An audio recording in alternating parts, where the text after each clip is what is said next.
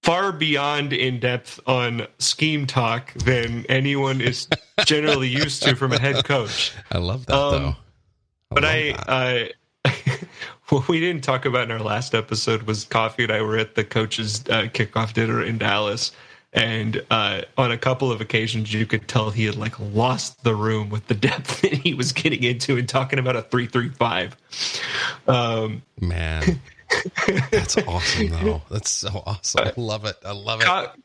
Coffee was like, me and Ty Stimson played defense at this level, and we don't know what he's talking about.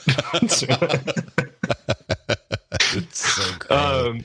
Yeah. But anyway, the point being, he's not one to fabricate or mince words, right? And so I too, obviously we're biased, but I'm inclined to take him at his word, and that because obviously all this didn't, he wasn't around for any of this. He was 3 jobs ago at Wisconsin or Utah State or wherever he was at the time. But this is his program now. Yeah. And while the leadership that's here now wasn't here for that, they certainly have the responsibility to continue forward. As you said, there should never be a point where we are satisfied with where we're at from a Title IX perspective, from a ensuring that we take care of those around us, and particularly the women around us. Mm-hmm. And I'm very proud of the leadership that we have right now, starting with President Livingstone.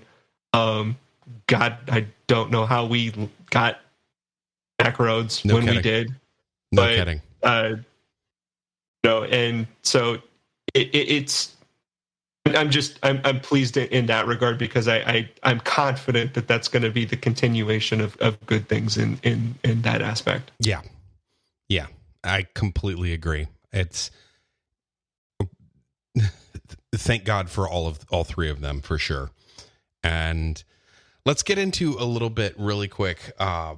Just run through what sanctions did come down, and we can sort of break those down really quickly, and we can then move on if we want. First things first is 4 years of probation. Interesting number, 4 years, given that the grant of rights expires in 4 years. So it will not be a significant cloud hanging over us come what may with realignment whenever that happens. I don't think. That's not a huge thing.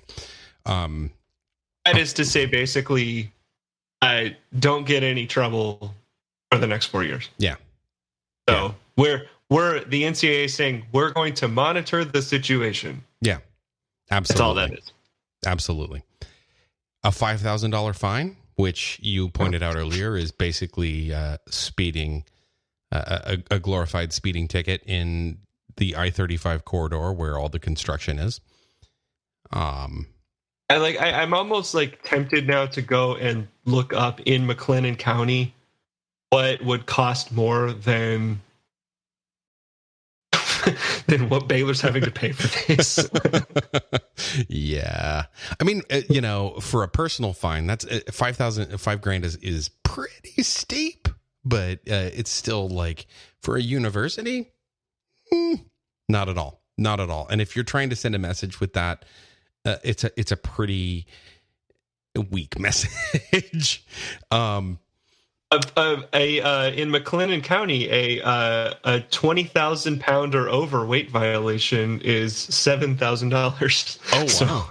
So if you're overweight by 20,000 pounds, you're gonna have to pay more. Yes. I'm trying to imagine what that's 5 tons, 10 tons, 10 tons. That's a lot. That's 4 Laquan McGowans. Wow. Oh my gosh. Oh my goodness gracious. Moving right along, a reduction to 30 football official visits during the 2021-2022 academic year And by the way, that is the 2021-2022 is August 1st, 2021 through July 31st of 22. So it's a reduction from, I think it's about 56, between 50 and 56, something like that, official visits that you normally have. So it's a reduction of 20 to 25 or so. And what I don't know about this, in addition to some of the other recruiting related things that you're about to read off here, is how we can go about, is that something that we just lay out over the course of a whole year? Or is there a particular period where we can't use these? That would be something that a recruiting expert would need to explain to me. But yeah. No, I do know what you mean. I do know that the 30 is across recruiting classes. So the good news is for Baylor that our 2022 class is largely filled out. I think we have one or two slots left in the recruiting class for 2022. And so they don't have to use a lot of those. They wouldn't be using official visits on current class kids anyway, so that they can sort of hold those in reserve for camp season next year, like we had this year, where we had lots of official visits in July, and we landed a ton of kids that way in June and July. And I don't know how much headway they had that this was coming now. Certainly everything that you read says that they had 2 hours notice this morning. But I don't know if they had inklings, but in hindsight, because I know we talked about this a couple episodes back on, we're filling up in 22 really quick. Yeah. And in hindsight, no, it's pretty nice that it's a good thing. That we, cleaned up with 22 already. Absolutely. Because that allows you to, kind of backload things, if you will, towards focusing on 23. Yeah. And here's where the timing thing that you were talking about kind of comes into play a little bit more. We have a 3-week ban on unofficial visits in football during 21-22 academic year, a 2-week ban on football recruiting communication during the 21-22 academic year, and a reduction of football evaluation days by 3 during the fall of 21 and 10 during spring of 22. I'm not sure. Okay, the third one, the third of those makes a little bit more sense, but the 3-week ban on unofficial visits and the 2-week ban on recruiting communication, there are already dead periods that are sort of built in to the recruiting cycles, where you're not allowed to either have visits or you're not allowed communications of certain levels, I think, right? I forget what I know, because there are different dead periods. There's the dead period where it's just no official visits on campus. But I don't know if there's ever communication bans outright. I've forgotten about that. So maybe we should have had a recruiting specialist come on and talk to us about that and tell us whether or not, but the general consensus that, reading from those who know more about recruiting than we do, was that this will not impact recruiting in any significant way. That none of these are perceived to be basically slaps on the wrist that don't really have any real serious impact. And then next we have we'll get to the second to last bullet point from the list. But there was the last bullet point is a vacation of all records in which student athletes competed while ineligible. The university. Where are we taking this vacation? We're going to the beach, baby. The winds are going to the beach. The university must provide a written report containing the contests impacted by the NCAA or to the NCAA media coordination and statistics staff within 14 days of the public release of this decision. So we found out today that we are vacating 5 wins in 2011 as a result of the violations that they found today. The violation so that But that RG3 throw against Oklahoma never happened. It was a figment of your imagination. that's right. Joe Tess's call of that play. It is. You have to erase that from your memories now. Sorry, I'm really sad to tell you that. As was the Kansas game, but maybe that was for the better. Yeah. Well, I don't know. Coffee. Does he's not here to defend himself. It's fine. That's true. Does he keep his Player of the Week award? I can't wait to hear the story when some intern from the Big 12 office shows up to try and take his 10-year-old Week 11 Big 12 Player of the Week trophy. Oh man, that's sir. We're here for the trophy. That's so great. I love it. Sir, this belongs to me now, but you look big and strong. I'm gonna go to the edge of the street. Okay. In all seriousness, though, we don't vacate any of the trophies that were earned. So Griffin gets to keep his Heisman Trophy, and we did not vacate the Alamo Bowl. That was not one of the games that was on the list, I believe. And so our victory in the shootout of the 2011 Alamo Bowl is intact because Robert Griffin did some amazing things that year, but leading a 5-win team to a bowl win is pretty special. And to a Heisman Trophy, no less. I mean, that is something nobody's ever heard of, really. Okay, and so the last one... It's wild to think that was 10 years ago already. I know, right? It really is.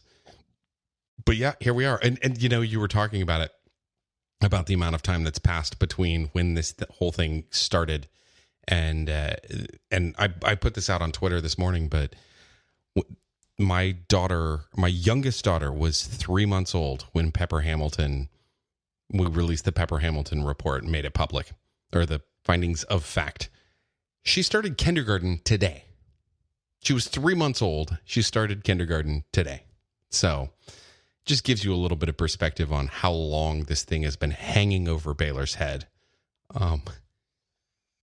Anyway, the last one of these is a 5-year show cause order for the former assistant director of football operations. During that period, any NCAA member school employing him must restrict him from any athletically related duties unless it shows cause why the restrictions should not apply. This is a former assistant director of football operations that had left the program prior to any of the everything breaking, and they sought to interview him, and he refused to be interviewed, and tried to basically work a limited immunity deal sort of thing. And they said, nope, we need you to cooperate. And he refused to cooperate. And so they slapped him with a show cause order. There was no indication that this person was involved in any way with recruiting violations, with impermissible benefits, with anything related to the scandal itself. It just seems like they really didn't like the fact that he did not want to participate in the investigation and be interviewed. And it should be noted as well, this individual has not worked in college athletics since 2015. Yeah, it's been 6 years since they were there. And so it's just an odd turn in the report. And we'll include a link to the report in the show notes. If you really want to read it, we can provide that for you.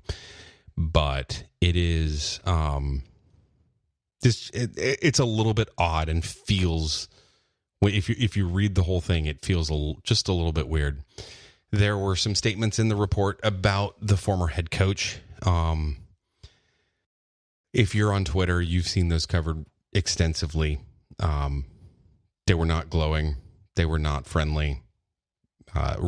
Despite the fact that they found no specific NCAA violations, they're really, really not friendly towards Art Briles. And with good reason. So I will let you look at those if you want, unless you want to say anything else about that, Fank. Yeah, obviously this is one where everybody's going to read into it what they want to read into it, because I've certainly seen some folks say that, hey, he didn't get a show cause, therefore he's cleared, and in fact should be able to easily go and get a new job, because that's what his lawyer also said. Yeah, which that's a stretch of things. That was just a little bit like most the spin job on that was astounding, because that's not at all what it says. It should be noted that while the sanctions that came down did not include him in any way, some of the words, and this is, the cliff notes that Max Olson from The Athletic was kind enough to put together. Quote, an incurious attitude toward potential criminal conduct by his players was deeply troubling. Other quote, failed to meet even the most basic expectations of how a person should react to the kind of conduct at issue in this case, but there was technically not an NCAA violation. So again, by letter of the law, yes, got off here, but it certainly is not a good look. No. And so again, take that for what it is. I, for one, am, as we've mentioned a few times, we're 3 coaches now past Art Briles. Indeed. And I personally am ready to just get away from that. Yep. But I do think, obviously, that is, whether we want to touch on it or not, that is a piece of this as well. And so it'll be interesting to see, certainly, if anything does come of his lawyer's interpretation of the events. My last thought on this, and we can move on, is hearing Coach Aranda's reaction and contrasting it with the reaction that came from his attorney today is stark when you juxtapose those two. It is a stark difference, and I couldn't be happier with who we have at the helm now. It's easy to see from it the type of leadership that we have in the university now versus the type of leadership that we had in the university 5+ years ago. Yep. Wholly agree. Wholeheartedly. That's not just the football coach. Yeah. No. 100% agree. Couple of other things really quickly. I mentioned 5 wins from 2011, doesn't include the Alamo Bowl. The other thing is that the Big 12 championships are not implicated in the wins vacation. So I mean, that 24-degree game against Texas would have done mighty fine on a beach. On a beach, yeah, it would have. Would have welcomed a beach on that evening. It's true, but the Big 12 championships are intact, and I found that to be fairly interesting. But really, that's the thing, is that when you really dig into what they were finding violations of, it didn't have anything really to do with the scandal, because they said, that's not our jurisdiction. It's not our job. And if the NCAA wants it to be our job, we'll do it. But that requires input from the entire NCAA rules body and a change of the bylaws of the NCAA, which we might get, by the way, because I guess on Tuesday, we found out that Linda Livingstone had been named to the NCAA commission, like constitutional committee. I forget. I don't know the exact name of the committee, but it's basically the committee that's going to be looking at retooling the NCAA's commission or constitution and its bylaws and everything. And I wasn't sure if this was coming in as like we're wanting to make major rules changes around this sort of thing, or if it was more about like protecting itself against realignment. It wasn't really clear, but I think it was more so bringing the NCAA into the 20th century, even though we're now in the 21st century. That's probably fair. So that's something that's very interesting to see, especially we found that out, 24 hours and change before this was announced. And yeah, I told you before we started recording, I thought that was really interesting that you find out that Linda's on this committee. Mm-hmm.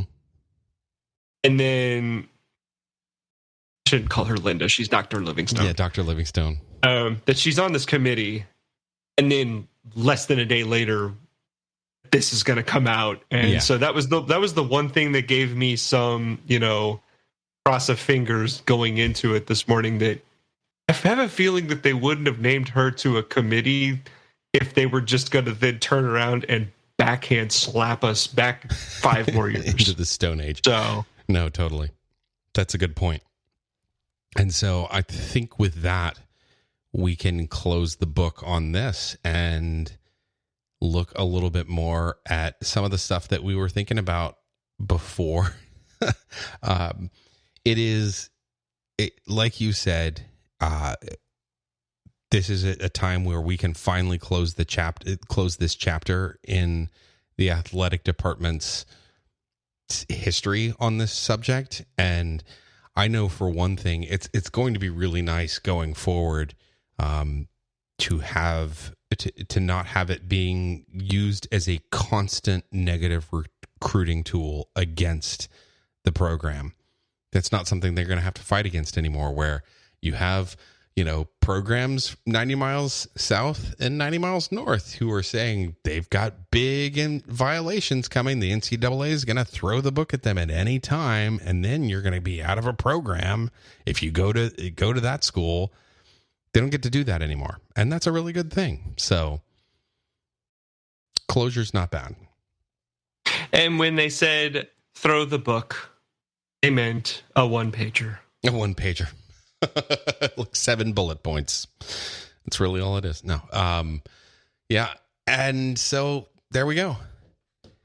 Now last we talked, we were, we were still processing the news that Texas and Oklahoma were planning to leave the Big 12 behind at the end of the grant of rights and depart for the Southeastern Conference. And since then, we've had developments. We had the formal request to be invited by Texas and Oklahoma, the formal invitation from SEC, the formal acceptance by Texas and Oklahoma, and I thought that the way that the two universities handled those two things, or the way that they handled the response to the invitations was, it's basically what you would expect out of Oklahoma and Texas. Oklahoma content to sit back and, hand on their heart, very solemnly talk about how difficult of a decision this was and how they recognize that it's going to harm their Big 12 brethren. But the market in today's society, this market, there was just no other choice. And of course, and you've got it's cut to Chris Del Conte and the Texas people, and they're like, woohoo! It's the juxtaposition is stark. It's just ridiculous. OU has played this so brilliantly because no one is giving them any guff for this. Nope. None whatsoever. Maybe within their own state in Stillwater, they're getting some guff, but literally all of the attention on this is on Texas. Well, both from them leaving and from how is Texas going to compete in the SEC? Because there's certainly a question of how is Oklahoma going to compete in the SEC. Nobody's asking that question because everybody's pretty well understood that Oklahoma's probably going to hold their own. It's part of it is because the mouthpieces for the University of Texas are so bad at it. They're so bad at it. They cannot help but take dumps over everybody in the conference. And it is just it's so easy to go, yeah, Oklahoma's fine. They're nice. And it's Texas that we really hate. I mean, like, they just make it really easy to do that. I don't know what you would be talking about with that. Westcott. Oh. Gesundheit there, Fank. Allergies. Yeah, it's rough. So we had that. Then we had the cease and desist letter that Bob Bowlesby sent to ESPN, which was an interesting thing and kind of a bombshell for a moment that people were like, we've never seen this before. What's going to happen? Then the ESPN responds with just go away. Nothing to see here. Move on. Yeah. And of course, it came out that there were some potential discussions with the AAC and sort of ESPN prodding the AAC or vice versa to poach the Big 12 remaining members so that they could get out from under the grant of rights and get Texas and Oklahoma on their way. Never made much sense to me, because the only way that any of the remaining 8 in the Big 12 are going anywhere is if they don't have a place in the Big 12 already. Like, there's no reason to not maintain the status quo and keep that money for the time being. Like, if nothing changes, Oklahoma and Texas stay through the end of 2024, 2025. And they pay a metric crap ton of money, one or the other. But if it falls apart, they don't have to pay that money. And so it just didn't ever make a whole lot of sense to me for the AAC to be the conference that's doing the poaching in that situation. Like, that's not motivation for the Big 12 to move any team in the Big 12 unless it's fallen apart. Yeah, I heard it put somewhere, I think this was on Andy Staples' show, that even if the Big 12 8 were to go and try and negotiate their own TV deal by themselves, totally independently of Texas and Oklahoma, currently the Big 12 something like, I think the Big 12 had $38 million a school last year. We'd probably be looking at something like 15 per school. That's still double what the AAC is. Yeah. So, like you said, it would have to totally fall apart, and then there would have to be some other defections in order for something like that to occur. And as I mentioned the last time that we did this, the thing that I'm not really sure of is, at the moment, is there some specific piece that some other Power 5 conference really wants off of this remaining Big 12? I think the one that has maybe gotten the most conversation has been the idea of Kansas in the Big 10. But that seems like does everyone in the Big 10 need a win that badly? I mean, they've already got Rutgers and Nebraska. Yeah. Right. Does the Big 10 need another team that has proven that it can put 70 points up on Nebraska? My favorite reaction to that was, I forget who it was, but it was basically one of the national writers was like, "Oh yeah, that's exactly what the Big 10 needs to do, is not learn from its last realignment mistakes." It's just like, I mean, the move for the move to get Kansas, it makes no sense whatsoever. If this is a football driven decision, then it makes the least sense. And so, I mean, Kansas is one of maybe 3 schools in the country that could be a player in one of these moves purely off of basketball. Yeah, but even so, as you told me last time, this is not about basketball. No, it's not, because in basketball, it certainly is nice to be in a power conference. But you don't have to be in a power conference. Hi, Gonzaga. Yeah, that's right. Oh, by the way, hey, let's just stop down right here for just 1 second. This is your reminder at 10:21 p.m. on August 11th, 2021, that your Baylor Bears men's basketball team are the current reigning national champions. Thank you very much. This has been your weekly reminder of that fact. Let's continue. Yeah. Go ahead.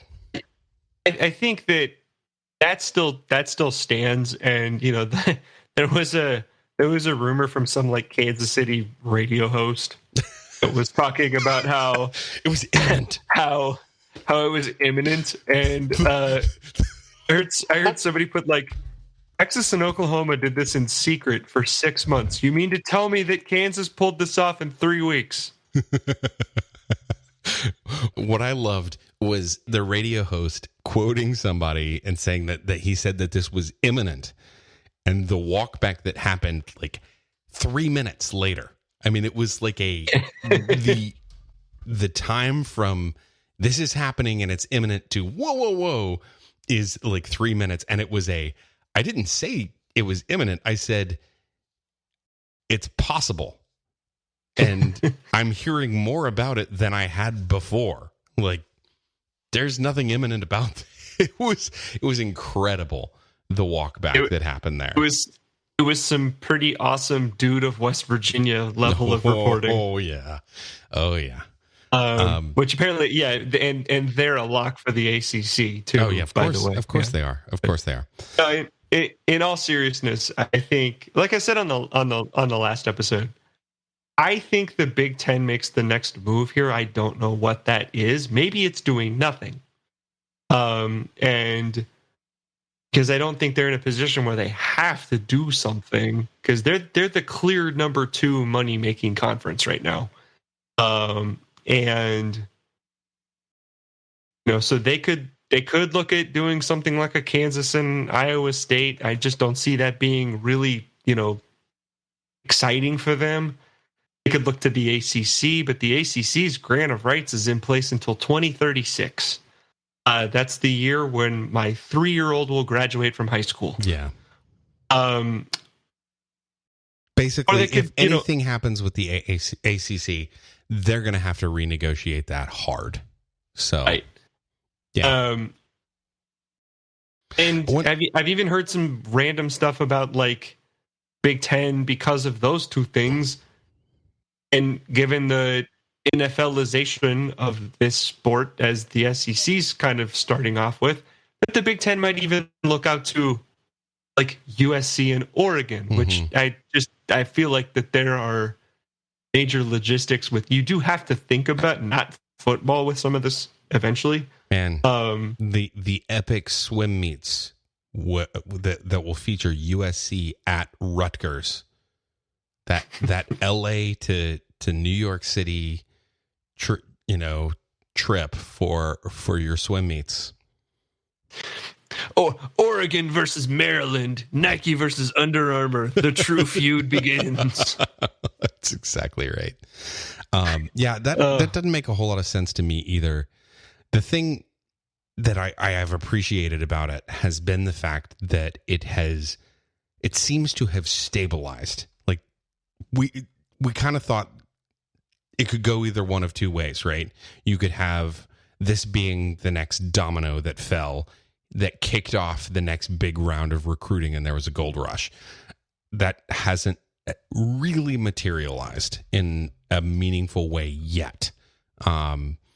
And it seems to be that the consensus is you've got a couple of years left on the grant of rights for the Pac-12. You have the Big 12 seemingly, for the time being, staying pat, which is, it's in each individual university's best interest to do that until it isn't. And it's just a question of when is it not? And it's whenever, if the Big Ten decides to move, or if there's some sort of something happens with the Pac-12 that, some sort of a discussion. There have been discussions, and I should just go ahead and say this. There have been discussions about a possible scheduling alliance between the Big 12 and the Pac-12 as a way. To me, that means anything that's you're dealing with a scheduling alliance over the next few years. That's got to mean that they're eventually going to make a move to some sort of a merger after the Pac-12's grant of rights expires, and then do a collective renegotiation between two conferences looking to merge into a 20-team super conference, or, minus any that ended up being poached by the Big Ten if that happened. Yeah, and because one of the things that has really killed the Pac-12 as TV has become a bigger player in all of this is that, in 1975, it didn't matter if they were playing games in the middle of the night on the East Coast. Yeah. Now it does. And not only that, but they embraced playing in the middle of the night. Shout out to Larry Scott for his fine foresight. Yeah, Pac-12 after dark, baby. Right. I mean, it's fun for us diehard college football fans that are willing to stay up till 1:30 in the morning like idiots and hurt the next morning. But that's not what the casual fan does. Yeah. And so there is some, interest, I think, on the Pac-12 side in getting into a central time zone, Mm-hmm. and the Big 12 schools that are remaining, it is their way to do that. And so, I don't know what, this could have just been, posturing of its own kind in terms of the conversations here. I know Bob Bowlesby's in a position now where he's got to uncover absolutely every stone that has been unturned, try and save what he can here. And if he can pull something like this off, he's like 67 years old. He could make this work, retire. It's a swan song. Go away a rich man. Yeah. Yeah. I will say, as much flack as he's caught and as much grief as even we have given him over the course of the years, I thought it was a really bold move to send that cease and desist letter to ESPN. That was not something that I expected him to do. And that was bold. And I think whether or not it accomplished anything in the forefront, I think it probably had something of a calming factor, of settling of the waters behind the scenes. Like we're not going anywhere, and we will fight you if you try and make this happen, ESPN. And then him turning over the stones with the Pac-12, I appreciate that he's not just, he's always been sort of perceived as the Texas lackey, does whatever Texas wants him to do, and he's showed some stones in this, and I kind of appreciate that. Whether or not anything comes of it or not, you're right, I don't have any idea, and whether or not there's any seriousness to it, we'll find out. We'll see. I have appreciated the fact that it has happened, and am super curious to find out more. But I'm also glad that it's sort of settled down. One other thing I will say that as you were talking about just sort of the scheduling thing, the Pac-12 has sort of been a perfect storm of, not only are they have leaned into the whole late scheduling thing, but they also did it at a time where the league as a whole has been sort of down. They don't have anybody that had, Oregon was their power. The USC was their power in the 2000s. Then Oregon sort of emerged, and then Oregon took a step back when Chip Kelly left. And they haven't had anybody, I guess, outside of Washington that one year that have jumped up and been the major power to keep them in the conversation. I think Oregon's getting close again. I do think so too. Now they made the genius move of playing Ohio State non-conference, which is probably going to knock them out of the conversation. Yeah, but I think Oregon is getting the second week of the season. I will say, just real quick, I was looking at the first week. There are some spicy matchups in week one, and I'm excited for it. So anyway, there's some spicy matchups in each of the first few weeks. Yeah.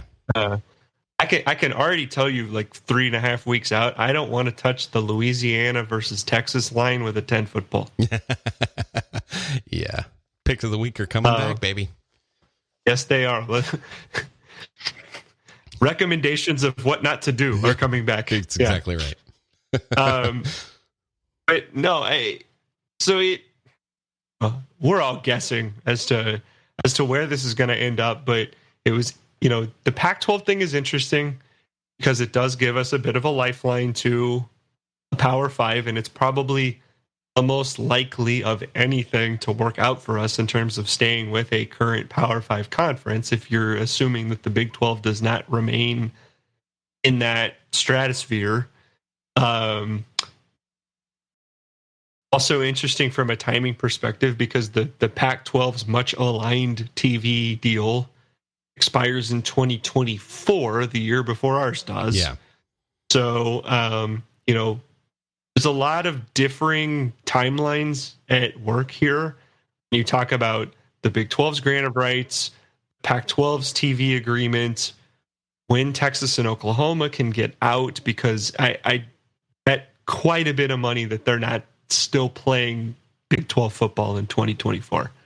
I would say my even money for me is not after this year, but after next year. I think that's probably a safe bet, is that they go to the SEC for like the 2023 season, and then we get 2 more years of them. But that's the thing that hey, that's where the lawyers get paid, right? Right, exactly. So that's all a big player in this, and so we'll see. We'll see. And that's the thing. Right now, I am, again, glad that it seems like things have sort of quieted down on that front, at least for the time being, with people settling into, we're going to find out. We're not going to know immediately. And so maybe we'll get a quiet football season. I do love the fact that Aranda and company landed a 4-star linebacker over Texas in the primary recruiting battle between the two schools that was remaining right after this thing happened. That we ended up winning that recruiting battle, and that was really nice to see. I mean, you don't win a ton of those, but man, when it happens right after that announcement drops, it's a good thing. Mm-hmm. Very exciting. So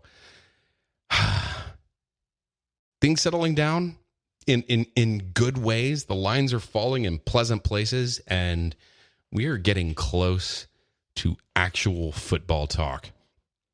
This episode marks the return to a weekly format. We're going to start in next week. We will do probably the offense, preview the offense. Then the week following, preview the defense. And then it's season predictions and the first game. Yeah, that's the week of the first game against Texas State. So 3 weeks out, man. That's it. It was kind of fun. My wife and kid and I were down at Canyon Lake this weekend, and it was driving past San Marcos and driving past McLean on our way back to DFW. It was like, wow, I'm going to be right back down here in 3 weeks, and it's pretty exciting. Are you going to San Marcos for the game? I am. I'm going to take advantage of the fact that I didn't see any games last year. Yeah. So we're gonna make up for some lost time this year. Man. So yeah, I'm still safely. Yes, indeed. As much as possible, but I'm still unsure what my attendance schedule is going to be at this point.